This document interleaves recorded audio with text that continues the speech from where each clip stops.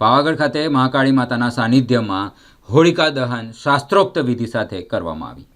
પાવાગઢ ખાતે મહાકાળી માતાજીના સાનિધ્યમાં શાસ્ત્રોક્ત વિધિ સાથે ભવ્ય હોલિકા દહનનો કાર્યક્રમ કરવામાં આવ્યો। હોલિકા દહનમાં આગ ફક્ત લાકડાથી નહીં, અહંકાર અને અધર્મ ભસ્મ કરે, ભક્તિ અને આસ્થાનો મહાકાવ્ય પ્રગટાવે છે। હોલિકા દહનનો અગ્નિ પ્રકાશે અંધકાર પલાયન કરે અને ભક્તિ વિશ્વાસની જ્વાળા સમગ્ર પર્વને ભેળવી દે છે।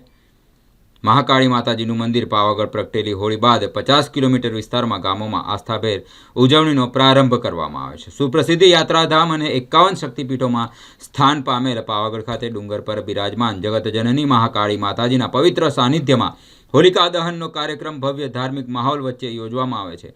પાવાગઢમાં હોળી પ્રગટાવવાનો વિશેષ મહિમા માનવામાં આવે છે। વર્ષોથી ચાલતી આવતી પરંપરા મુજબ અહીં શાસ્ત્રોક્ત વિધિ સાથે વૈદિક મંત્રોચ્ચાર સાથે હોળી પ્રગટાવવામાં આવે છે અને ત્યારબાદ આસપાસના આશરે 50 કિલોમીટરના ગામોમાં હોલિકા દહનની શરૂઆત કરવામાં આવે છે। મહાકાળી મંદિરે હોળી પ્રગટાવ્યા બાદ જ તમામ શહેરોમાં ગામોમાં હોળી પ્રગટાવવામાં આવે છે।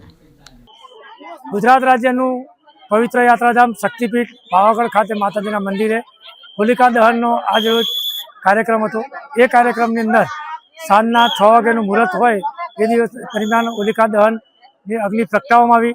આ પવિત્ર અગ્નિની અંદર દેશવાસીઓના નકારાત્મક ઉર્જાઓને બહાર કાઢી અને સકારાત્મક ઉર્જાઓ થાય અને સૌનું દાંપત્ય જીવન, સૌના પરિવાર સુખમય અને સુખ સમૃદ્ધિમાં જીવે એ પ્રત્યેની એક માતાજીને પ્રાર્થના કરી અને હોલિકા પ્રગટાવવાનું કાર્ય કરી અને આજરોજ સાંજે 6 વાગ્યાનું મુહૂર્ત રમાયું। અહીંયા પાવાગઢ માતાજીના મંદિર ખાતે હોલિકા પ્રગટાવ્યા બાદ આજુબાજુ વિસ્તારમાં જ્યાં સુધી જ્યાં નજર પડે ત્યાં માતાજીને હોલિકા દર્શન કરી અને પોતે પોતાના ગામમાં હોલી પ્રગટાવે છે। જેમને હોલિકા દર્શન અહીંયા થાય ના એ લોકો આજુબાજુ ફોનથી પૂછી અને પછી હોલિકા એમના ગામમાં પ્રગટાવવાનું